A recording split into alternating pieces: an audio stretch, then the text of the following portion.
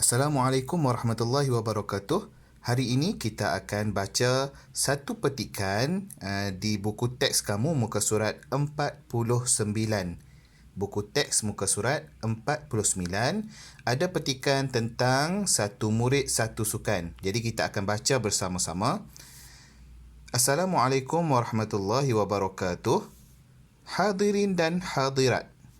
Dasar satu murid satu sukan yang telah diperkenalkan oleh Kementerian Pendidikan Malaysia KPM berupaya untuk meningkatkan kadar penglibatan dan penyertaan murid dalam sekurang-kurangnya satu jenis sukan atau permainan.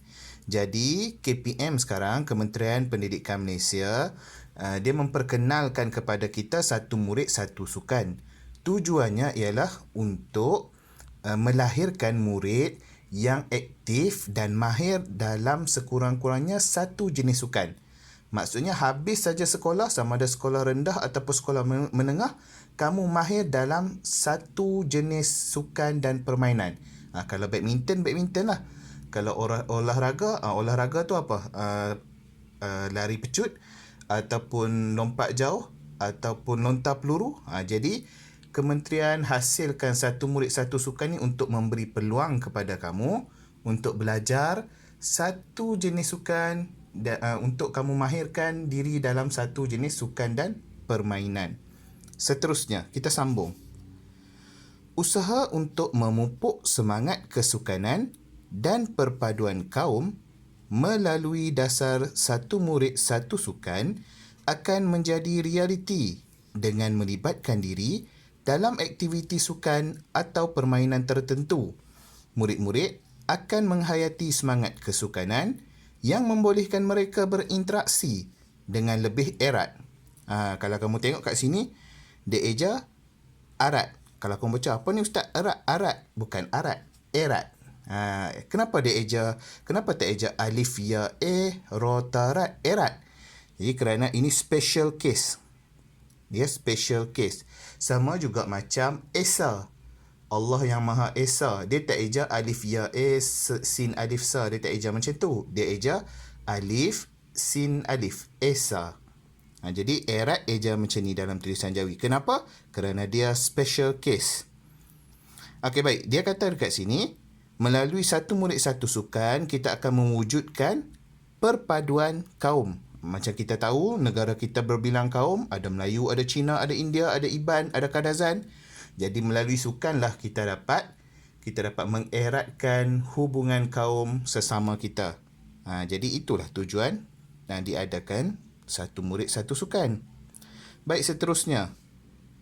Jelaslah kepada kita di sini bahawa dasar satu murid satu sukan ini merupakan satu transformasi. Ini transformasi baharu yang banyak manfaatnya. Oleh yang demikian, kalau kamu tengok sini, Ustaz, kenapa dia eja demikin? Dal de mimma kayanun kin. Demikin. Dia bukan demikin, dia demikian. Kenapa dia eja macam tu? Kerana ini pun special case. Dia eja de mi ki yanun yan. Demikian. Alright? Dia special case. Jadi macam mana kita nak mahir special case ni? Cara nak mahir, kita kena selalu membaca teks-teks dalam tulisan Jawi. Kalau kita kerap baca, maka kita akan lama-lama kita akan mahir dalam tulisan Jawi. Jadi kamu dapat cam lah yang mana special case, mana yang tak special case. Ibu bapa dan semua pihak yang terlibat perlu memahami dan menyokong usaha murni ini demi kemajuan dan kecemerlangan sukan negara. Sekian. Macam ni sekian. Kalau kamu tanya, Ustaz, kenapa demikian tak demikian ya alif nun? Sebab kat sini sekian ya alif nun. Kerana ini special case. Okey? Ini sekian, ini demikian. Tapi ejaannya tak sama. Dalam tulisan Rumi yang kamu tulis selalu tu, ejaan sama, demikian. Tapi dalam tulisan Jawi tak sama. Demikian macam ni. Ya nun dia tak ada alif. Kalau sekian, dia macam ni. Kerana apa? Kerana dia special case. Macam mana Ustaz nak terangkan special case tu? Nanti bila kita berjumpa di sekolah nanti Ustaz akan terangkan betul-betul macam mana kita nak bezakan special case tu. Okey? Seterusnya, terima kasih. Itu saja. Baik, kita baca sikit info tambahan dekat sini ya. Okey, info tambahan di sini. Islam amat menitik beratkan. Menitik beratkan. Menitik dia tak guna huruf kaf, dia guna huruf qaf. Dan kebanyakan ejaan kita kita guna huruf qaf macam kakak. Eja kakak kan. Tapi kita eja lanjawi jadi kakak. Tapi kita tak sebut kakak, kita sebut kakak. Kerana apa?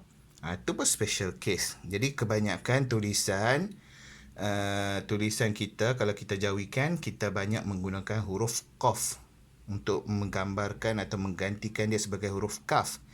Jadi kat sini menitik beratkan kesihatan sebagaimana Rasulullah SAW bersabda yang bermaksud sesungguhnya kamu mempunyai tanggungjawab untuk menunaikan hak terhadap tubuh badan kamu.